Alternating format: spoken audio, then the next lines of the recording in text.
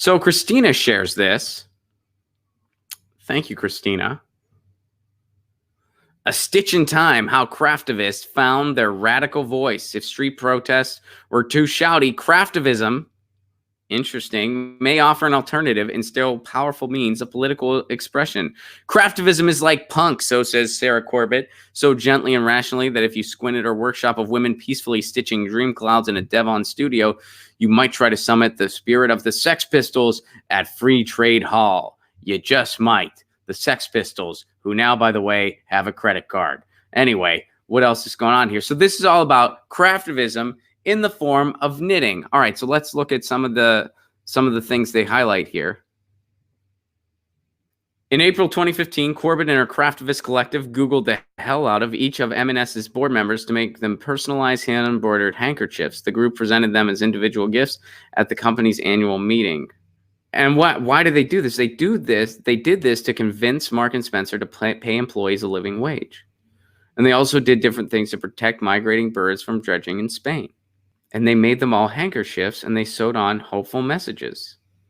All right, so here's what Corbett, the person who's behind this, here's what she has to say about it, Sarah Corbett.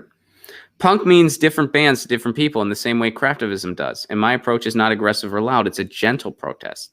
And I mean that in a non-fluffy sense. It's not impassive or weak. It's bloody hard to be gentle in your approach as an activist, to have self-control when you're angry. It's about being tough of mind and kind in heart. You know what? I got to say, one time I was heckled at a comedy show, and I responded to the person. And it turns out they were knitting. So it was at this like kind of like folky open mic, right? This was years and years ago. It was at this this folky open mic, and as a result, it would not be that uncommon for somebody to be knitting in the audience. Like, it's not like this was at a comedy club or something like that. So anyway, I'm doing my set, and this person makes a comment, and I kind of call them out. We have a little bit of a back and forth. It wasn't mean or hostile. It was fun. But, the person kind of, so then they felt a little embarrassed. So they handed me what they were knitting, and I got a new scarf out of the deal. And I got to say, that person completely won me over. I forgot all about the heckling and was more focused on the lovely new scarf that I had. This was when I lived in Pittsburgh, Pennsylvania. So a scarf went a long way. I wore that scarf all the time. Me and that person became buddies. We would see each other because I went to this open mic every Monday for years in Pittsburgh, Pennsylvania. It was the Acoustic Cafe open mic at Club Cafe. I believe that open mic now takes place at a different venue, but it's not important. But shout out to all my Pittsburgh friends. But anyway, and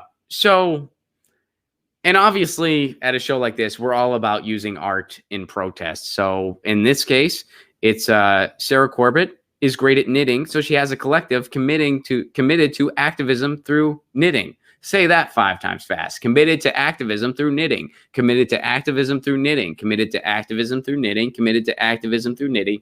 Committed to... I fucked it up a couple times. All right. Anyway. So good for them. And Christina, thank you for sharing this. It's nice to have some uplifting news. They've helped people get living wages. They've helped migrating birds in Spain. And I hope they help some other things as well. Good for them. Get your news on with Ron. Don't you want to know what's going on? We're getting our news on today. Get your news on with Ron. Don't you want to know what's going on? We're getting our news on today. You can tweet me an article at Ron Placone. We'll go through it together and make it our own. Get your news